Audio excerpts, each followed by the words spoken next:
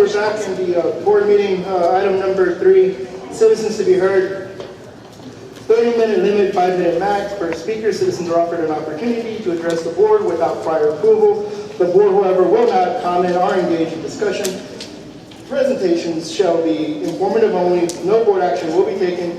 The topics addressed shall be limited to those specifically included on the board's agenda and/or school district related. Presentations shall not include statements which may be considered defamatory, inflammatory, and/or threatening against a person or the district.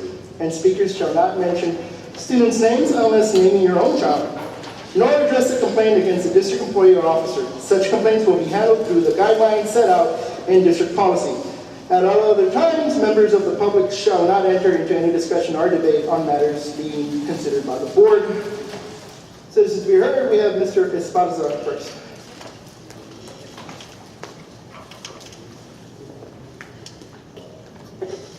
Good evening, ladies and gentlemen of the school board, Superintendent Gabriel.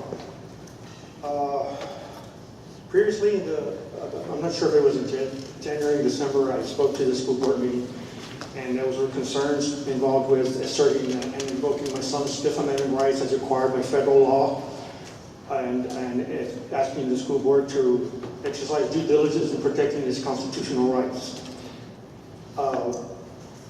Right after one of those meetings, my son was called into the office by principal. It has to do with the dress code. I spoke to the principal at his school, and she told me that there was no dress code policy concerning the t-shirts must be tucked, all t-shirts must be tucked in. She said it was voluntary. If they were not past arrest, it was voluntary. So he was called into the office by the principal, sat down and questioned. After I told her she cannot be questioned, he invoked his rights and requested that I be present, and she told him no. Returned him back to lunch after everybody had gone and told him he could stay there and eat after lunch alone. She called me and told me that she needs to demand my son's respect. I asked her, what did he do wrong? And she said he did nothing wrong. And I said, why do you want his respect? And she said, well, he was disrespectful. It's school district policy. I asked her to give me the policy. It is not school district policy. It is requested, asked, but it is not against school district policy. Within those 2 months after that, he was told more than 15 times to tuck in his shirt and was not in violation of school board policy. Once, he was tapped on the shoulder and told by a vice principal to tuck in his shirt. Well, I don't understand why this keeps going on. I've been doing this since 2 years ago, since Mr. Jacob Garcia was principal at Terrell Rose Middle School. This is continuing on, and I am fed up with it. During the month of May, one of the substitute teachers questioned him and asked him why he didn't tuck in his shirt. My son did not reply. He was given a referral to the principal. The principal called me later on in the evening and told me that he was referred by one of the substitute teachers and given a referral, and she was going to remove it because he was not in violation. What she did not tell me is that that substitute teacher referred to my son as being stupid in class twice. And that reminded me back to when the principal told me that my son needs to respect her. How can you respect anyone if your own teachers are calling my son stupid?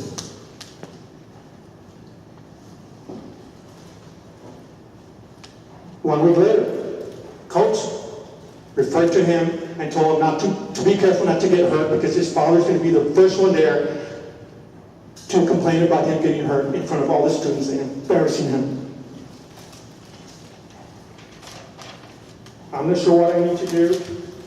I did go to the main office and got this complaint forms, and I know that there's a little series. Please explain how your son has been harmed by this decision or circumstance. I am getting him evaluated by a psychiatrist. If she deems that he has been harmed by the school, I would attach that form to each one who is responsible for my son's, who I feel is responsible for these actions, that have acted inappropriately and unprofessional. Okay. I will attach that to every one of those. Mr. Esparza, with the greatest respect, I think before I was we were listening to a complaint, but now I think it's gone into grievance. I'm making a statement. I'll make a statement. Yeah. I'll make a statement. Well, you have a grievance in front of you. Are you going to follow that? I'm not saying I'm saying once I get it evaluated, I'm going to attach that to where it says here. Sure. Please. That's all. It's a statement. Sure. Thank you. Okay. Well, I just want to make sure that, you know, if you do file a grievance, you know, anything you say here, if I'm not mistaken, could. If he's going to file a grievance, recommend the grievance process Yeah. be adhered to. Airing this type of complaint in public does not constitute a grievance. Sure. So there needs No, to I'm be an just actual- making a statement. well, there needs to be an actual, if the grievant likes some type of redress or relief, it needs to be a formal written grievance process filed with the district. Yeah, I can't do anything till I get the psychiatrist. Yeah. evaluated. Okay. I can't do anything. That's what I'm saying. Yeah. I'm just making a statement. Okay. Fine. Okay. I'm going to let you proceed, please. How much more time do I have? Your time's already out, actually, about 15 seconds, but please, I mean, do you have some... 2,112 students attended Terrell Wells Middle School during the 3 years prior to this year, while under Jacob Garcia principal. 2,112 students, 2,112 possible witnesses. Thank you. Thank you very much, Mr. Esparza. And we're going to have staff all over that. Please, we're going to ask for Ms. Susan Salinas, number 2 on the...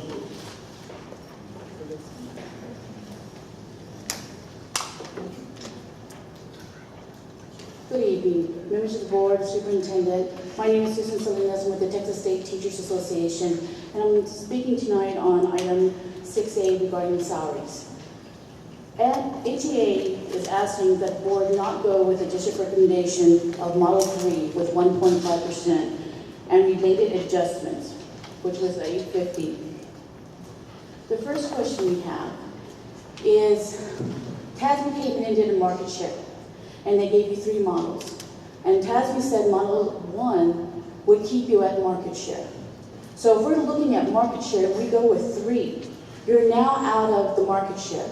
So next year when we come back and TASB does another study, you're going to be further back on the market share. So 2 years ago, you had TASB come in to give recommendations to be in the market share with 10%. So if you don't go with the first recommendation and you go with the third one, you're looking at being out of it completely. The other question we have is, when a new teacher looks for a job, they have no clue what the market share is. There's no study out there that shows the market share. What they do is they go to a school district's website, look at the hiring schedule. So if you take the school district's hiring schedules this year, and I got the 13 school districts around San Antonio, and if you look at Model 1, the Model 3 the district is looking at, the beginning salary schedule was $51,250. If I look at current hiring schedules, $51,250 puts you currently below 6 other school districts. So that's without any school district giving a pay raise. That's current district. So a beginning salary for your district next year, you'll be 6th. If you look at the 15th year, you would be about 5 above you. And on the 25th year, 8 districts will be above you if you go with the model that the administration is recommending. So just looking at current hiring schedules, because that's how teachers find jobs. They don't know anything about market share. The other thing we ask is, what is related adjustments? The recommendation from the administration is related adjustments. They don't list them. Are we talking about the related adjustments that TASB made in the recommendation? In TASB's report, in pages 5 through 13, there were several recommendations. Are we talking about those recommendations, or are there different recommendations? Because they named specific positions that were below the market share that they thought should be adjusted in different categories: classified, administration, paraprofessional, and teacher positions. So if we're talking about those, we just would like to know which ones those are. It doesn't really say in the recommendation from the administration. So if we're looking at TASB's, that's fine, and it's very specific.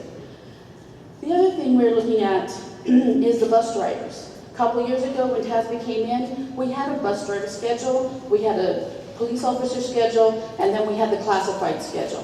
The police officer and bus driver schedule looked like a step system. At least bus drivers could find out where they were. TASB recommended, throw it all together, and now let's have a new classified pay scale. And the pay scale was now in the midpoint. But now, the recommendation by TASB, okay, that didn't work, now let's go back. And let's take the bus drivers out of, I don't know, it doesn't really say what you're gonna do. Are you gonna take the bus drivers and put them on a different schedule again? If not, how are you going to adjust a current midpoint system where you have bus drivers with other people? If you mess with that schedule, you mess the whole schedule up. So I don't know what the district's recommending, but we would like to know. It's very specific so we can tell our others how this will look. So NHEA is asking you very simply not to vote tonight. You don't have to vote tonight. We're going to have a public hearing on the budget. You can vote at that time. If you have other questions or if you find like you have it, but we're asking you to ask these questions. We're also asking you to look at going beyond what the district is asking for. We believe in order for teachers, paraprofessionals, classified administrators, anybody who works in this district to take home money, we have health insurance, which is an issue also. So we're asking you tonight to please vote, if you are going to vote on one, to vote for Model 1, which is a 2.5% increase for all employees, and with the adjustments that CASB recommended in their report on pages 5 through 13. Thank you for your time. Thank you, Ms. Salinas. Ms. Julie Gimble.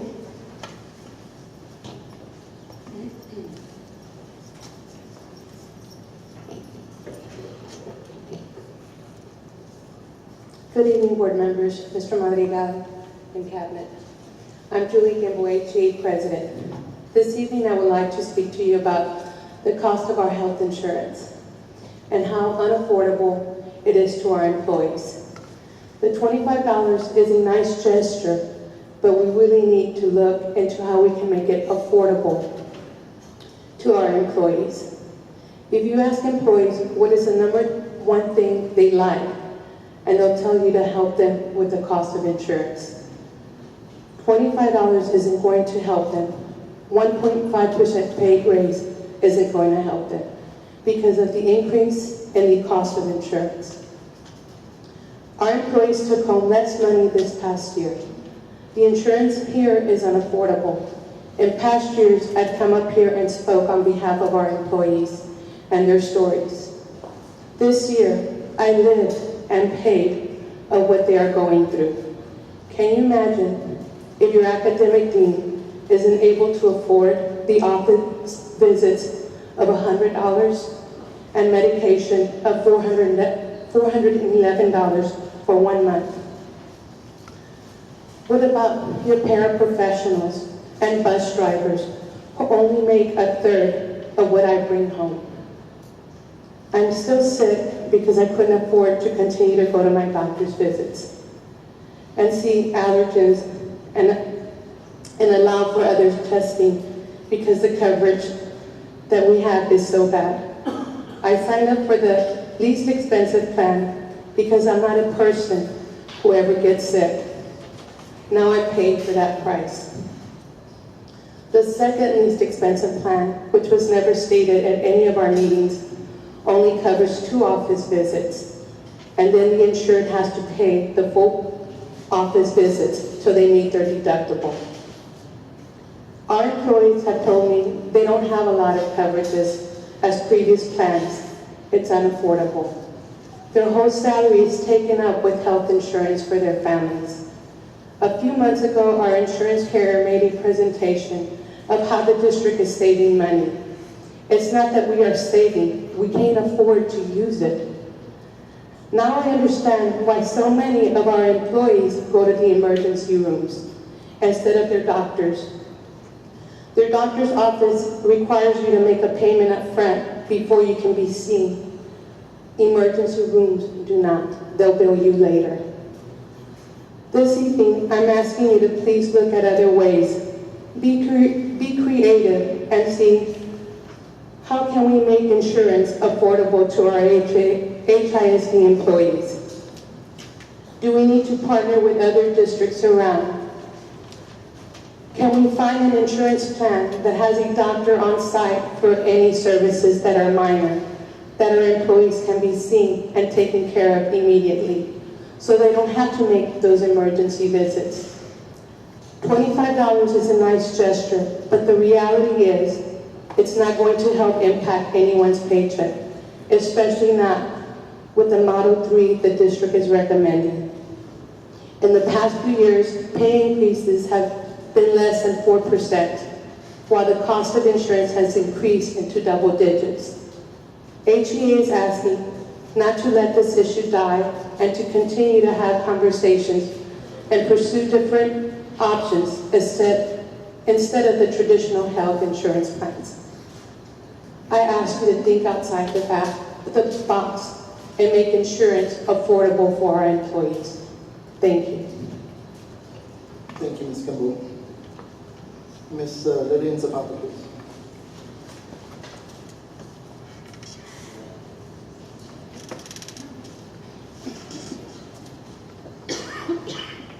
Good evening. Good evening, board members, community, staff.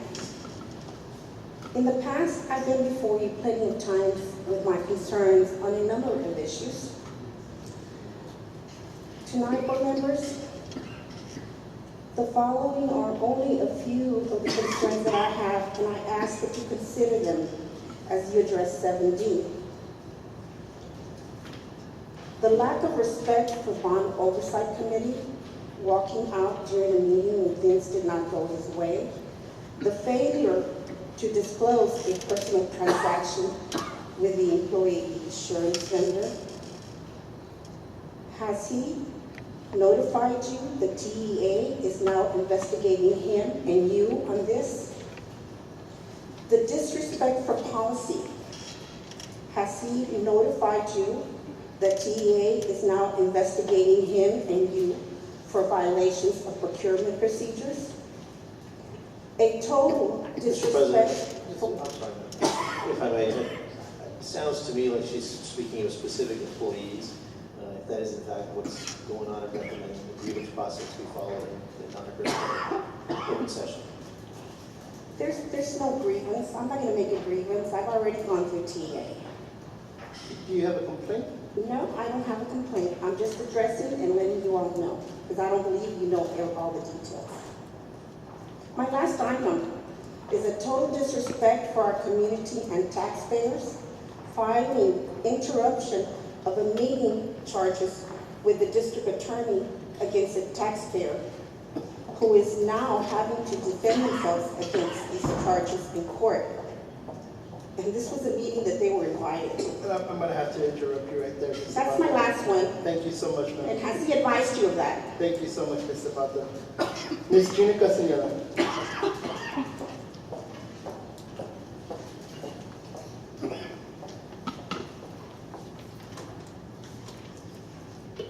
First of all, good evening, board, staff, community. I do have a concern. It seems I have more and more concerns because the more and more I see, the more and more I hear, it's getting to the point of it being ridiculous. It is. And everyone that's in this room is a part of it.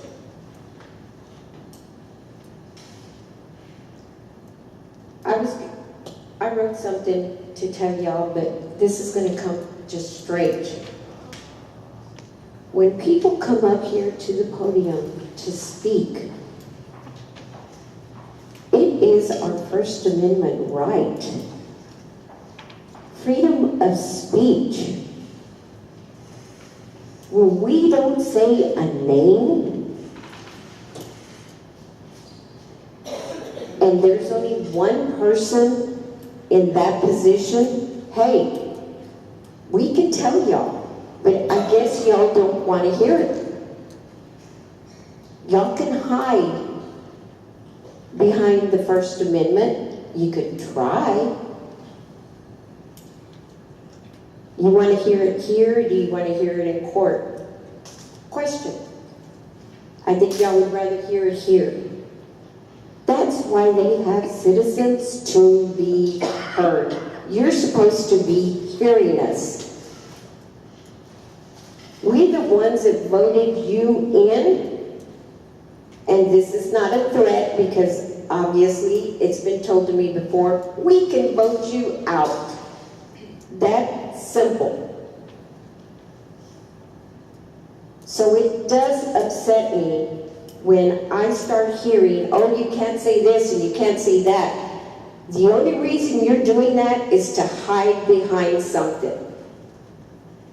Because if y'all are woman enough or man enough, y'all took this oath to represent us. And this is our avenue.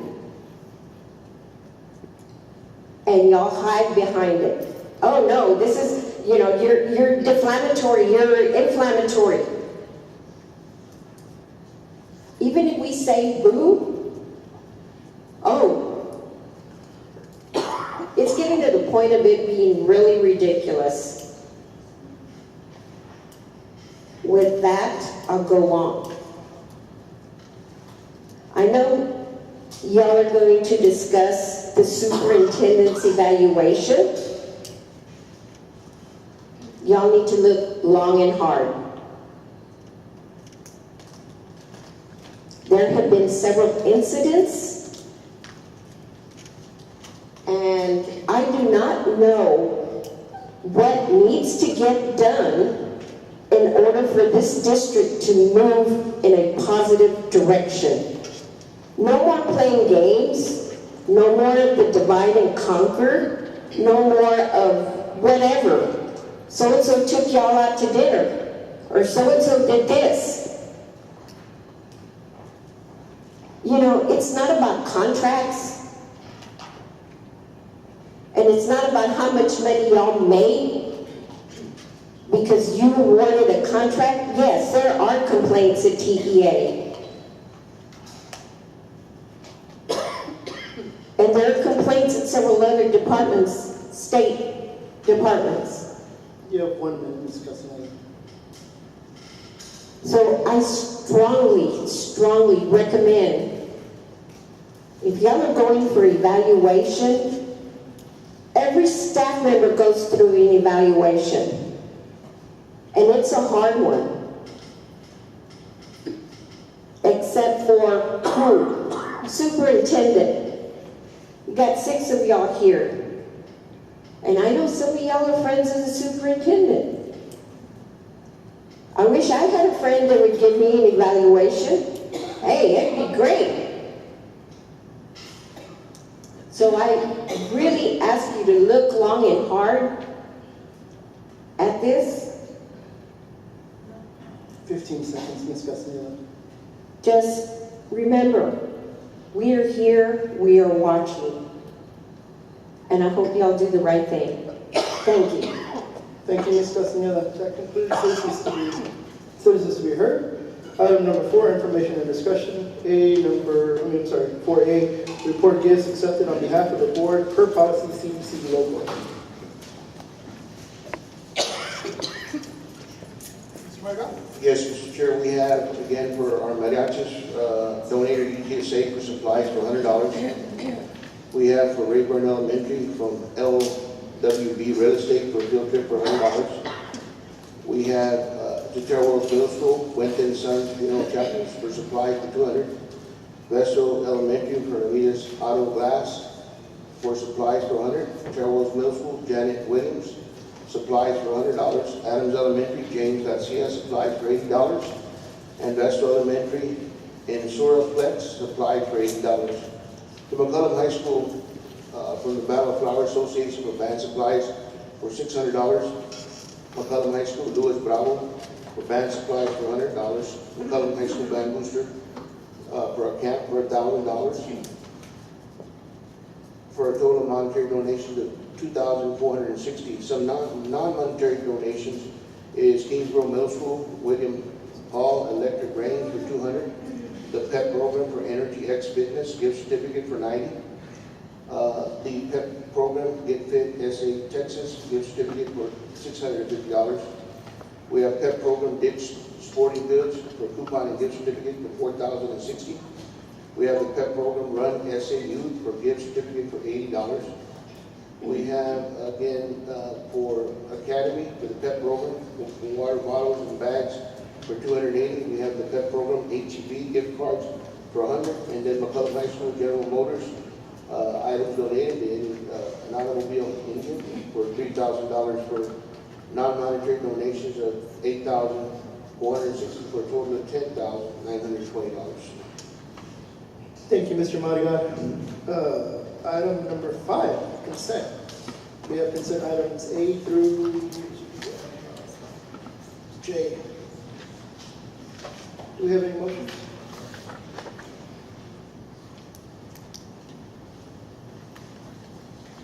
I would like to pull item G. Yes, sir.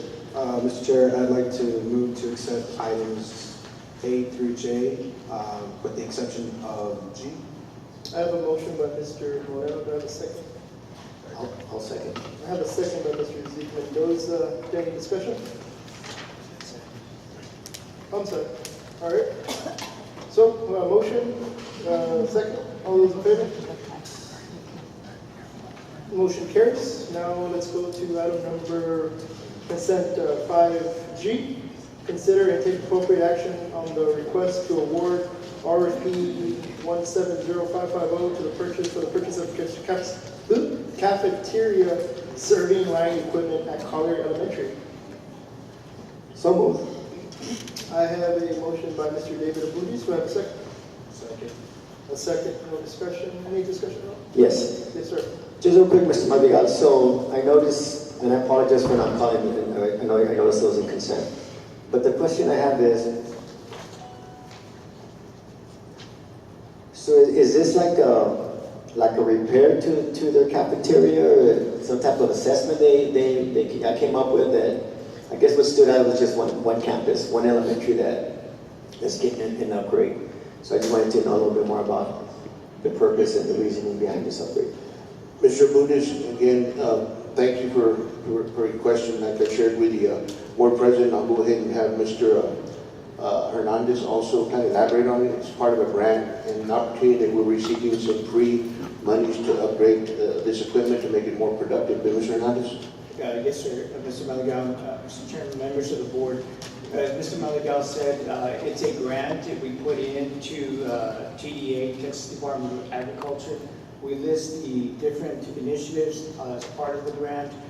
They go through a selection process to determine what it is that they'll agree to provide the grant funds. And in fact, our application was about $800,000, but of those items that we submitted, they selected the equipment serving line at Collier Elementary. So just based on everything that we submitted, which was trying to cover as much as we could across the district, it was TDA that came down to the decision based on the budget that they've got as to what they can provide as far as the serving lines there at Collier. So the 800,000 included other campuses as well? Yes, sir. Okay. Very many things across the district, hoping that they. And that's all you got selected? That's all they said. They selected. You answered my This was question. just district. This was statewide as far as the granting cases. You answered my question. I was wondering why I just called. Thank you. Okay, we have a motion. We had a second by Mr. Zeke. I'm sorry. I know we had a motion by David and then we had a second. I'm sorry, Mr. Moreno seconded. Zeke had seconded the other motion. Okay, so can I take a vote? All those in favor? It's a unanimous vote. Motion carries. Real quick for the record, I completely forgot. Just let the record reflect, of course, Mr. David Bundes is here. Okay, now moving on to individual items. 6A, consider and take appropriate action regarding the salary and wages for the 2017-2018 budget year for the district staff. Mr. Hernandez. Can I ask a quick question before he starts? So are we taking a vote today? Because we typically don't vote till July. I'm just curious how this item kind of snuck up on us. And again, I apologize for not calling earlier about this. Mr. Chair, Mr. Budas, one of your colleagues, asked the board president, asked Mr. Hernandez if it could possibly be on the July 9th or the June 19th board meeting for some discussion. But again, that's up to the board if they choose to want to take actions or not. But again, you are correct. Normally it was part of the Mr. Budas, you're correct. Mainly it was part of the board meeting when we adopted the official budget for the fiscal year running July 1st to June 30th of the following year. But again, it's just to provide some information. Just to address the issue, in that regard, it stems mainly from my request, I think, to Mr. Hernandez to probe and to see the ability to do so, being that perhaps next week not everyone would be here to actually cast a vote. And so in the order of transparency and to be able to give that due diligence, I thought it was necessary for us to go forward and perhaps present it now so we won't have to miss out on hiring any of those individuals after the fact and perhaps losing out because we have yet to adopt a pay increase or a status quo. Mr. Chair? Again, Mr. Moreno is correct, and again, for that idea, and of course, the board president granted his wish to have the discussion on today's agenda. So when do we typically make our final, is it in July or in August? It's usually in June, sir. The last June board meeting, we adopt the board. When we adopt the budget, which is scheduled for June 27th. Is when we normally bring the proposals, like the salaries and wages. In the past 1 year, we did bring it in May, since the Okay. superintendent wanted to. So really, we just moved it up 2 weeks, about 2 weeks. Yes. Okay, thanks. Mr. Hernandez? So this evening, what we're bringing forward, as we all just discussed, was the salaries and wages for the 2017-2018 year. In your workbook on page 248, you'll see the transmittal letter that kind of summarizes the information that was discussed as the last two budget work sessions. Mainly at the May 24th budget work session, where TASB gave a detailed study or report on what we contracted them to do, which was the pay system maintenance report. That particular report starts in your board book on page 250. The main highlights, and it's summarized there on your transmittal sheet, is they presented three models.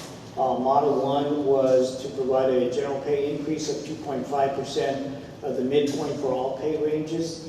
The teacher's starting salary in that scenario would be $51,750 or $1,400 for continuing teachers. The annual recurrent cost for that would be approximately $2.7 million. On Model 2, the item would be the GPI, the general pay increase of 2%, midpoint for all pay ranges, starting salary of $51,550, $1,100 for continuing teachers, a total cost of $2.2 million. Model 3, general pay increase of 1.5%, increase of all pay ranges, which would have a teacher starting salary of $51,250, $850 for continuing teachers, or an annual recurring cost of $1.7. As we discussed at the last budget work sessions, and as we know, the state legislature did not make any decisions as far as public funding. They are calling for a special session, and from that, we should have more information whether additional funding will be granted. The increases and what we presented at the recent budget work sessions was based on the current funding formulas. What has helped our particular district is that in the equalizing of state funding is the state is using Austin ISD as the yield measurement. So because of the maximum effort that the district has been putting forth at maintenance and operation tax of $1.17, that in a sense has provided the added revenue for the district. We are experiencing a decline in our enrollment, but again, this type of tier 2 funding that we're getting because of that Austin yield brings in that additional monies. Plus, we're seeing stronger efforts or concentrated efforts in tapping into as much as we can on the resources of the Medicaid program, which is called the SHARS program.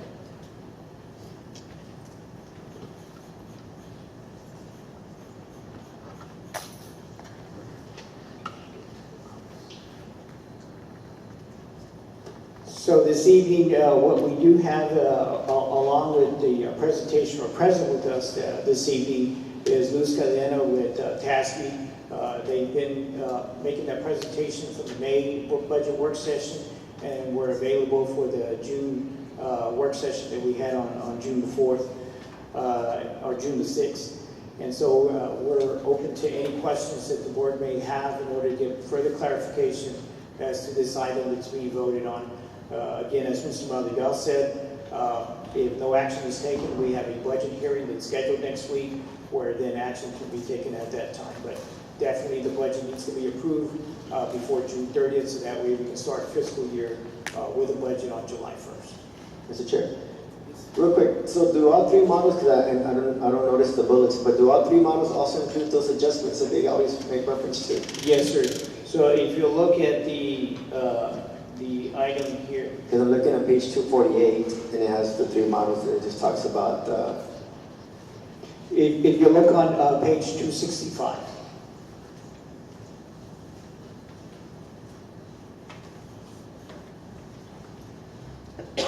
on 265, it should show, it'll say summary of cost estimates, model 1, and there it gives you the cost increases, and it gives you the different adjustments for each of the pay classifications. And then the page after that then gives you what the teacher salary scale would be under that particular scenario. And then as you go through each page, then it goes to model 2 and model 3.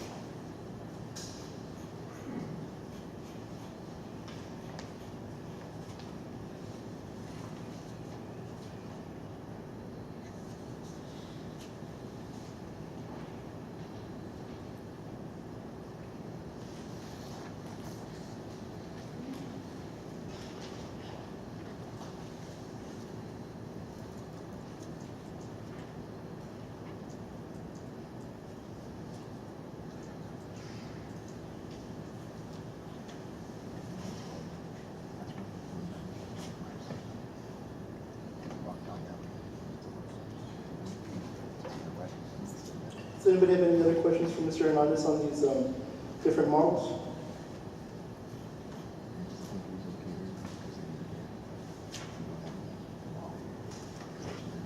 so are we supposed to make a motion at this point then?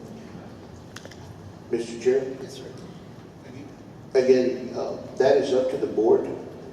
Like I said, the item is on the agenda for our board's wish to vote on it this evening.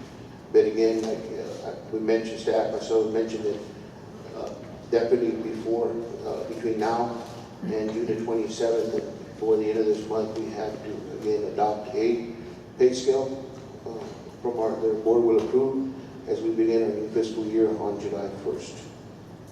Mr. Chair, I guess with this, I know the last time I was talking to Mr. Hernandez, I was hoping that Ms. Cadena would be here so we can ask her some specific questions related to the study. One of them being is, and this is, I got one response from Mr. Hernandez, but I'd like to get your information on it as well. In terms of the adjustments, and especially the equity adjustments, could you go a little bit more in-depthly for us in terms of how they're going to look like and for who? And then I have a couple more questions after that as well. Good evening, thank you for having me back. As far as the equity adjustments, the equity adjustments, and I am going to refer to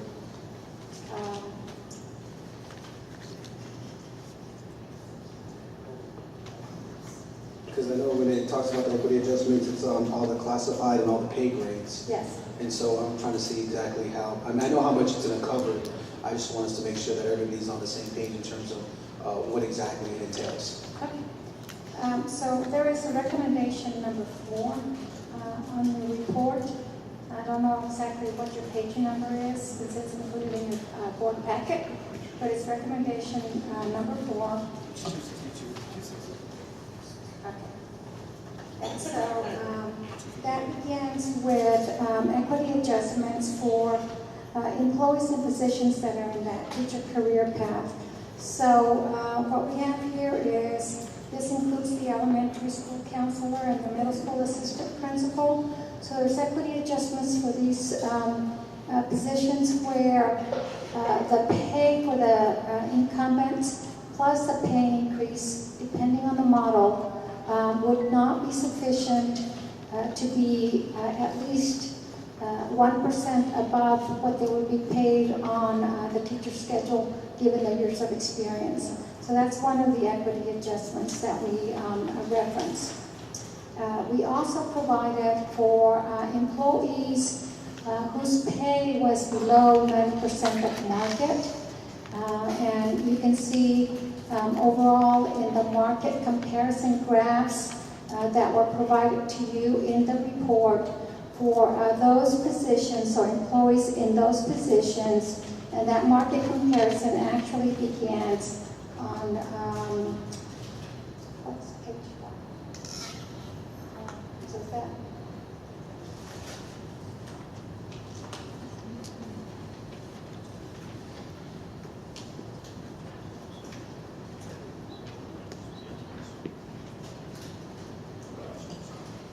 Yes, sir. And if, for further, if you look at on these page numbers to the right-hand side, it also has an individual page number, a report page number, so that may be easier to reference. So if what Ms. Cadena is referring to is that if you go to, and like I said, look on the right-hand side, on the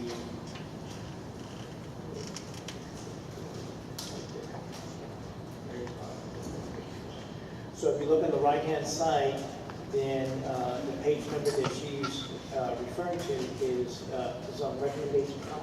It's on recommendation. And so that's on page 13. Yes. Or actually, continuing recommendation 259. 4 on the following page. If you type 259 on top, it'll come out.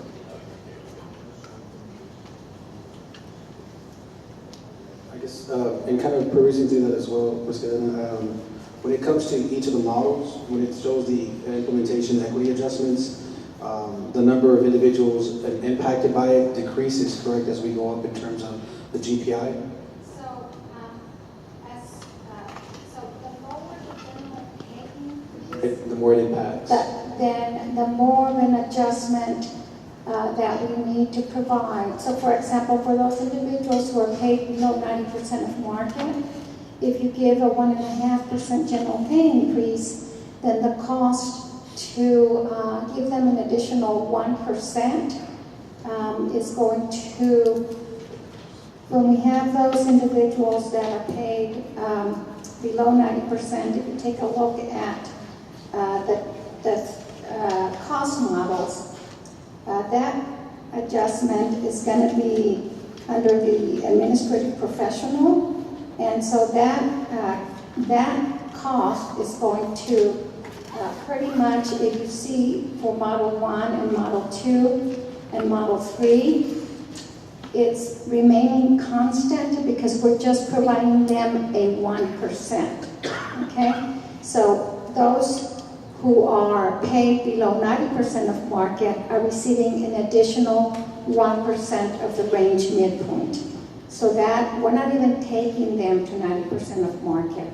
They're just receiving a small additional adjustment to begin the improvement to market, knowing that we can't take them to market because it may be too expensive, but we certainly do not want the pay to continue to fall substantially below market. So that's that second category under recommendation 4.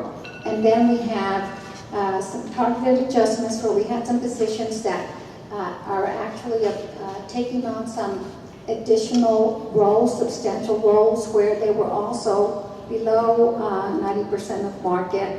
And so we provided some adjustments, targeted adjustments for those positions as indicated under that number 4 with that third category. Then for all of the non-exempt employees, okay, and that would be under recommendation 5, is we provided placement, some adjustments that we kind of refer to as placement scale, and we basically take the minimum to the midpoint and slice it up into 20 increments. And so we look at the years of experience for the incumbents, given whether it's a 1.5%, 2%, or 2.5%, and then we look to see how they compare as far as peer-to-peer, given the general pay increase and the experience, and then our algorithms make adjustments so that individuals with 8 years of experience overall should be at a close to about the same rate of pay. So we make some peer-to-peer equity adjustments, and we do that method for your non-exempt employees. These are your classified, your clerical employees. And then we did make an improvement to your bus drivers. They are still in a pay range. They were not necessarily pulled out of a pay range system. What happens with bus drivers, as we've seen across the state, is that it continues to be a job that is very challenging to recruit and fill. And even retain, and districts are becoming very competitive in pay for that one particular job. And so what we've done is, instead of improving the range that they were in, which would have improved the starting rate for other jobs that you're not necessarily having as many challenges in recruiting, we made an improvement to that one specific job and placed it in a much more competitive range within its own pay grade. All right, Mr. Chair. Yes, sir. I pretty much kind of what y'all presented last time for the most part. So I know that staff's recommending Model 3 with a 1.5% increase. I know that teachers' union is recommending a 2.5%, and I think that's going to be fiscally responsible and kind of making sure that we're spending the taxpayers' money wisely and try to make everyone as much as happy as possible. So I'm going to make a motion to approve Model 2, kind of in between both what staff's recommending and what teacher unions recommending. So I move to approve Model 2. We have a recommendation or a motion by Mr. Apuntis. Do I have a second on that motion? Second. I have a second by Mr. Moreno. Is there any discussion? Mr. Chair. Yes, sir. Just to, I guess, clarify again, all these recommendations are built into each model, correct? Correct. All right, so I was just trying to make sure, because I don't know if I missed that or not, because I was kind of looking through this information as well. But in what you were saying in terms of year 8, specifically what's noted in this certain model 4, right? Or not model 4, recommendation 4 in the equity, or no, I'm sorry. The recommendation 2, where it's talking about the years 15, 16, and 2021. Can you elaborate a little bit more on that? Because I know you kind of referred to year 8, but I'd like to see how that kind of correlates with the use of the actual recommendation 2.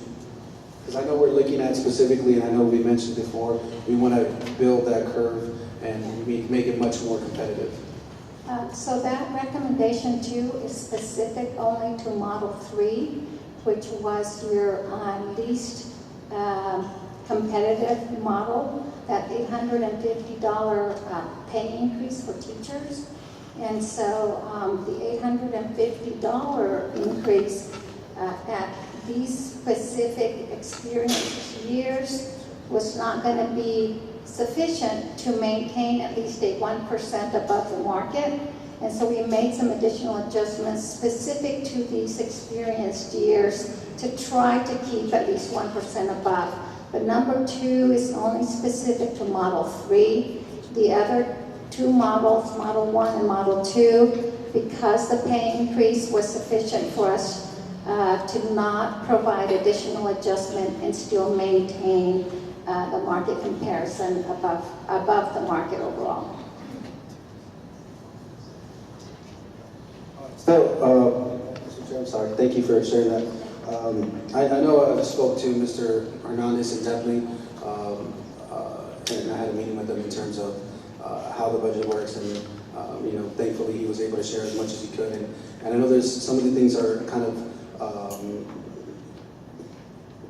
contingent on how things happen in Austin and that sort, and how it goes with the property level, and in terms of how that kind of is a fickle system in itself.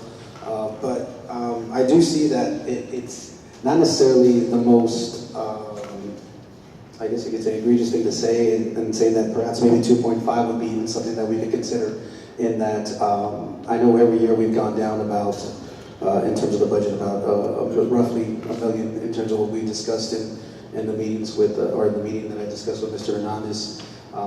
It is a significant number in terms of difference, but it's not something that would collapse or be catastrophic to the district in terms of being solvent long-term.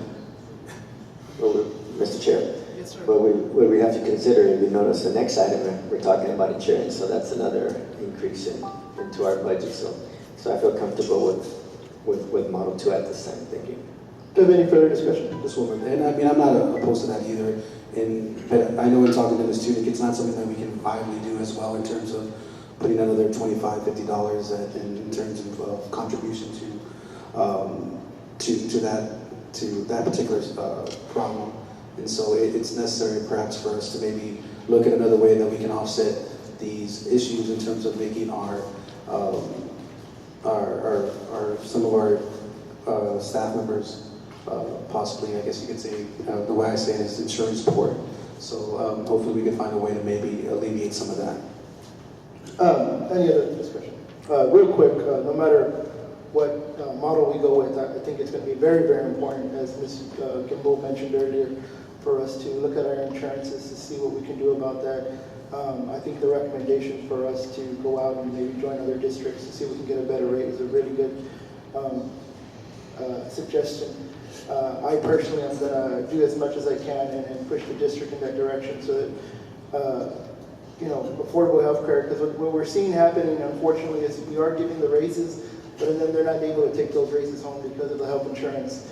And the situations, like Ms. Gimbel had mentioned earlier, it's just really sad.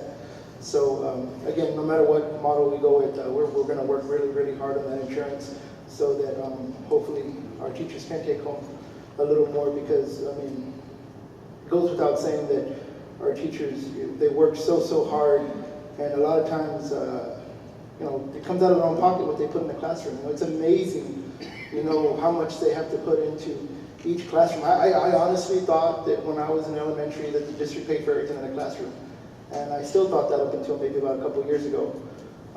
It comes out of their pockets, little things, $20 here, $50 there, $100 sometimes, and that's not once a year, that's on a monthly basis. I don't want the teachers or anybody out there to think that, we don't feel for you, and we understand, it's a tough job, and y'all do so much, and it comes from the heart, it really does, what you guys do. Because you could apply anywhere else and probably make more money, be a manager at HEB and make a lot more money, but you do it because you love what you're doing, and God bless you guys. With that said, let's take a vote. We had a recommendation for model number 2 at 2.0. We had a second. All those in favor?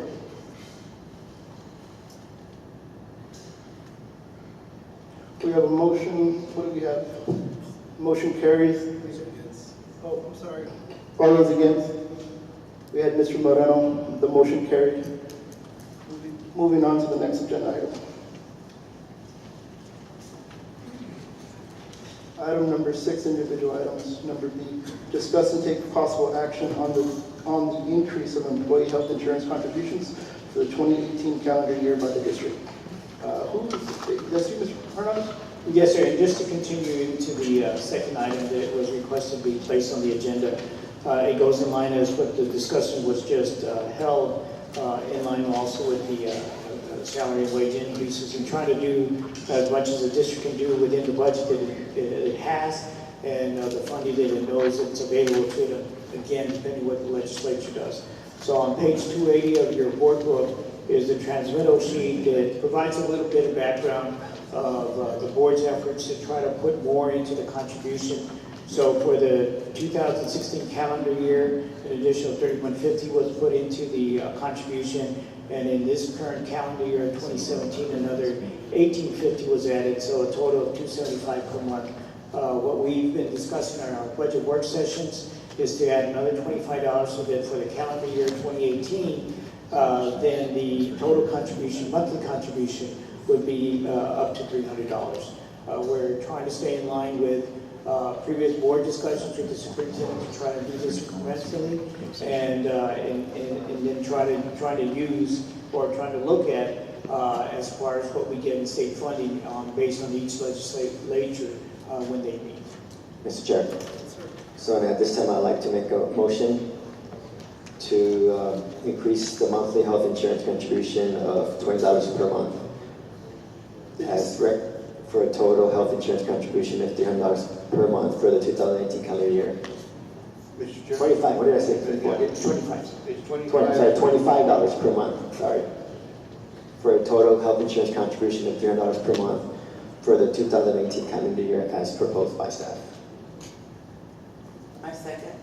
I have a motion by Mr. Bundes, Mr. Chair. a second by Ms. Carrillo. Discussion.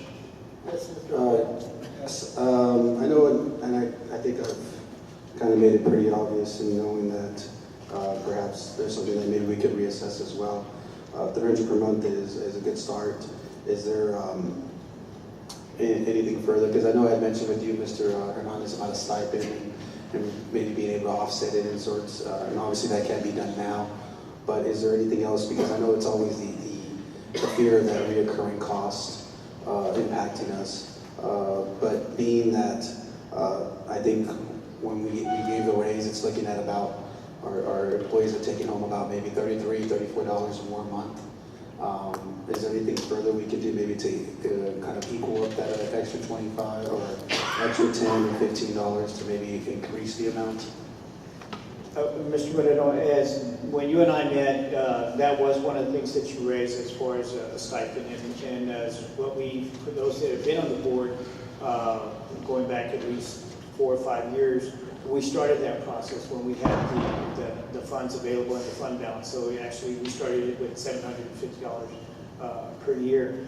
And so the idea there was when we had the resources, then that one-time stipend could be given, but it provided the board the flexibility that when the resources weren't there, it could hold off on it. And so I know in our discussion, one of the things that perhaps we can look at is that once the legislature comes back after the special session and they come back with definite funding as to what each district is going to be receiving, perhaps we can look at that and maybe make a budget adjustment amendment or plan for it for the next budget year.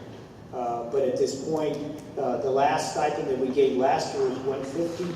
And again, it wasn't part of the budget presentation because, again, of the unknown of the state funding that we're currently projecting to receive is based on current formulas. So again, if there is any stipend that's given, that will be added to the deficit.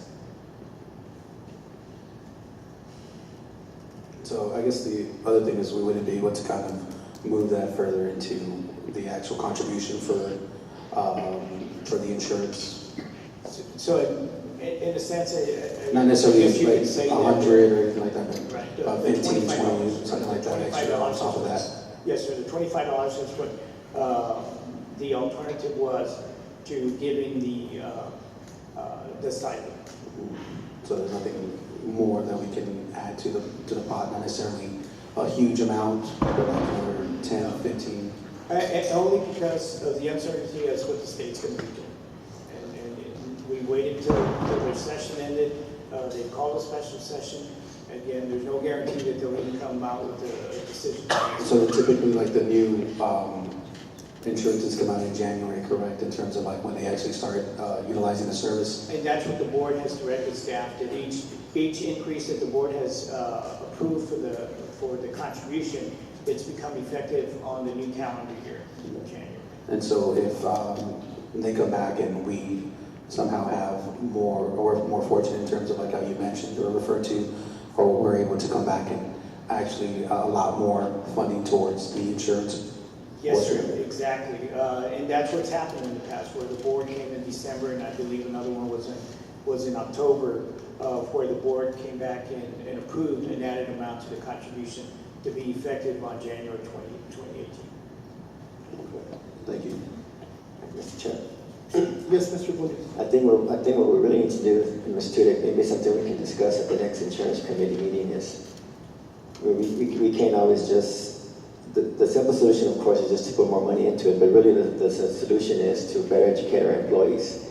Like stated earlier, we can't our teachers, our employees need to really be going to their doctor. You know, we can't be, when you go to the emergency room for every little thing, that's where it bites you. And I've told the story many times about my sister in SAISD. For every little thing, she would go to the emergency room, and I would always argue with her, wait till tomorrow, your son's okay. And just something simple, but now she would have to go to the emergency room for every little thing. And we really have to just educate our employees a little bit better when it's appropriate, doctor, emergency room, or even urgent care. And I think that's where a lot of the savings would come from. So that's just kind of my comments. Something maybe we can discuss. Ms. Tudyk, really need to better educate our employees. Mr. Chair? Yes.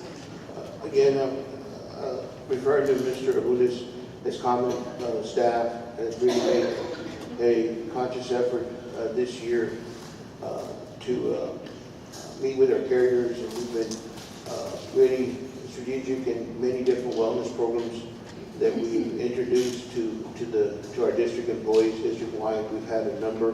What I'll do right now is I'll let Ms. Tudyk kind of elaborate a little bit on district's efforts.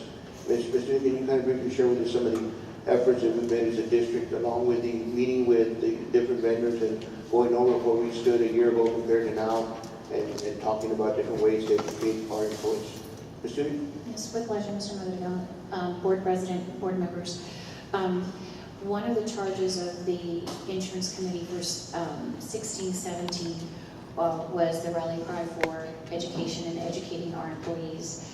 So one of the things that we did was we rolled out a wellness program that involved weight loss, because you know, when you maintain a good, a healthy weight, then you are less of a risk for diabetes, high blood pressure.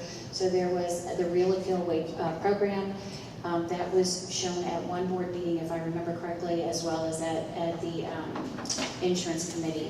And so we're getting a very good response to that. In addition, we do have the Rally program that provides monetary incentives to employees. For example, if they participate in like a cholesterol screening or an overall blood panel screening, they received, you know, $75. If they participate in checking, you know, keeping their food diary for 3 weeks, they get an additional $25. So there were ways for employees to actually bring home cash just for participating and educating themselves on different wellness programs. And so those were the two main ones that we did this year, in addition to adding the part-time staff that we had that was provided by our third-party administrator that would go to campuses and provide information and education, just going to campuses, sitting there, you know, meeting with teachers, going to faculty meetings and so forth. Again, as Mr. Abundis underscored so eloquently, it is about education, and we are trying to reach out to all of our employees.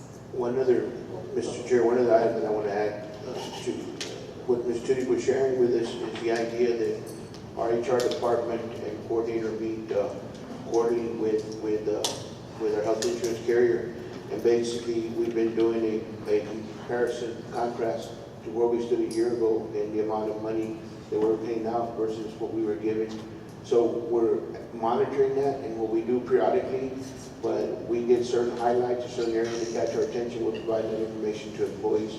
Because like I shared with one of our colleagues earlier, one of the biggest concerns that we have as the superintendents and the staff is that there's many of these all over the city of San Antonio and all across the state of Texas. There's many of these emergency care rooms that are opening up that are really, really expensive, like Mr. Abundis referred to. And sometimes we are paying, those of us employees that get seen at those clinics, we're paying up to 3 or 4 times above the market value of just going in for a doctor's visit. So again, we'll continue to educate our employees district-wide on what we look like compared to what we did a year ago at the same time. Thank you. Mr. Bell? Mr. Chair.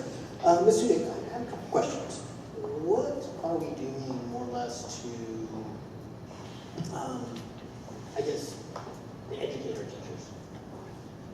And other than just these plans that we have, like, you know what, come out, are we doing any type of motivational items to say, hey, this is a kickstart, everybody come out, let's sign up? Kind of like an advertising. Are we doing, what type of advertising are we doing? Are we doing it on the board? Are we doing it on, like a social site for our teachers? Right, so we have our site on our website, we have our benefits site, but in addition, we send, for example, we'll send emails out to the staff. Like, we had a no membership fee for Gold's Gym, or we had, we're having mammogram screenings that are free on site, but you just have to sign up for an appointment. We send those out to the staff. So we find that the electronic is the best way because everybody gets email, but we also have to be aware that we do have staff that are not in front of computers every day, such as our groundskeeper, our plumbers, our mechanics. And so those, we make sure that we send all of those in hard copy to those departments so that they're posted. Other plans, have you ever thought about text messaging? I'm sorry, text messaging some of these items as like an item, or if we even have like a social media site for our employees. We have our regular district social media site that we do, when we do have events, that we do advertise on there as well, or let them know that it's coming. We also, on the district homepage, across the screen, if we're having some special event, usually we work with communications to make sure that our event is on the rotating screen that is on the homepage. We haven't tried, though, the text messaging. Another thing that I want to kind of bring up and see if y'all can look into is doctor's offices in the area. Reaching out to some of the doctor's offices in regards to appointments. One of the things I kind of noticed just myself, having insurance, is trying to find a doctor to go to and is available to see me within the same day or within the week.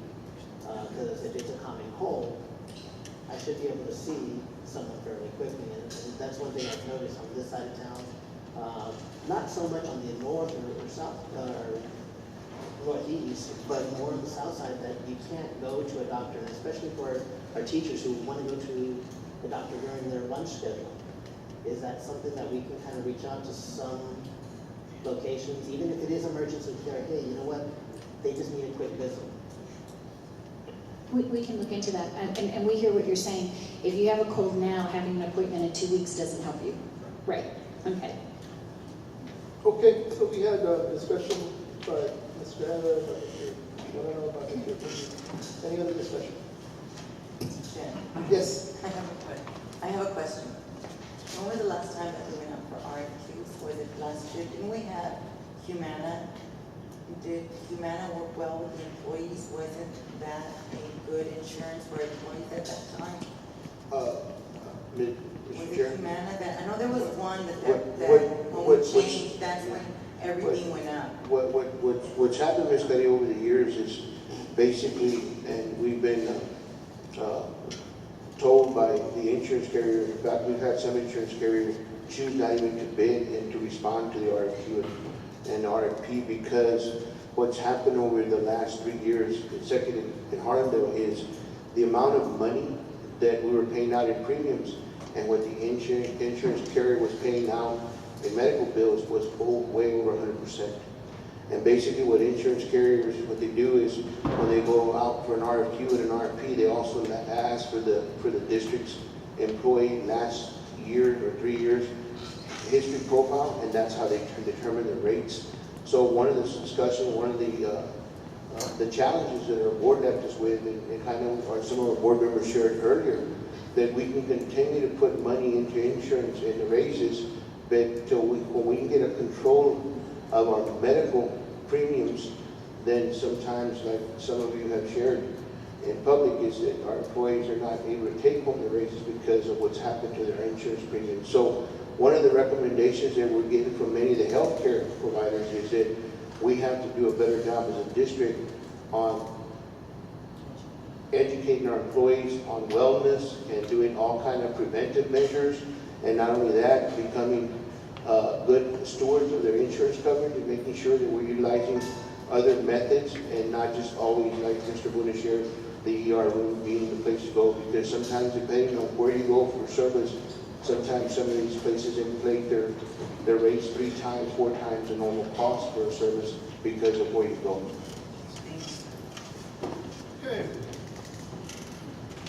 We had a lot of discussion. Any further discussion? Okay, we had a motion by Mr. Boonies for the staff's recommendation of $25, which actually is $300 a month per employee. When you add it all up, given the other other increases we've given, our contributions we've given. Our second was from, I'm sorry, I don't remember. Our second was from Mr. Moreno. Are we prepared? Our second was from Ms. Gario? Okay, well, that's why we need to keep track of everything. So, motion by David, second by Ms. Gario. We've had discussion. Is it okay to call for the vote? Okay, all those in favor? That's a unanimous decision. The motion carries.